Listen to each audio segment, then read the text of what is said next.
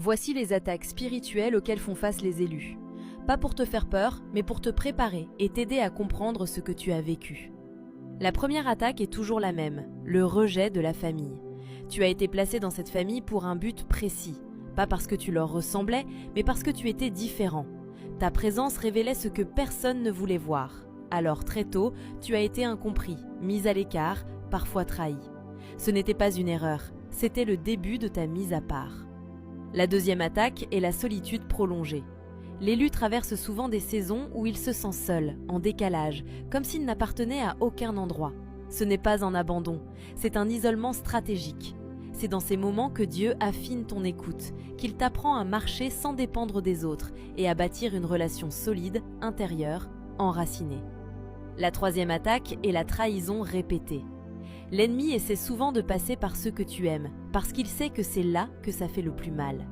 Mais chaque trahison n'était pas là pour t'endurcir, elle était là pour t'enseigner le discernement, pour t'apprendre à aimer sans te perdre et à poser des limites sans culpabilité. La quatrième attaque est le doute sur ton identité. Tu finis par te demander si tu n'es pas le problème, si tu n'es pas trop sensible, si tu n'es pas en retard dans la vie. C'est une attaque silencieuse, mais très puissante, parce qu'elle cherche à te faire oublier qui tu es. La cinquième attaque est le retard apparent. Tu vois les autres avancer plus vite, réussir plus tôt, être reconnus avant toi. Mais ce n'est pas un retard, c'est une préparation. Dieu ne précipite jamais ce qui doit durer, et il ne confie jamais une mission profonde à quelqu'un qui n'a pas été préparé dans le secret. Et maintenant, écoute bien ceci. Chaque attaque avait une limite. Chaque saison avait une fin. Et aucune œuvre de l'ennemi ne peut dépasser ce que Dieu autorise. Ce que l'ennemi voulait utiliser pour te briser t'a fortifié. Ce qu'il voulait utiliser pour te détourner a affermi ton discernement.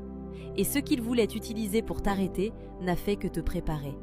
Aucune attaque ne réussira, aucune trahison n'aura le dernier mot, et rien de ce que Dieu a placé en toi ne peut être détruit.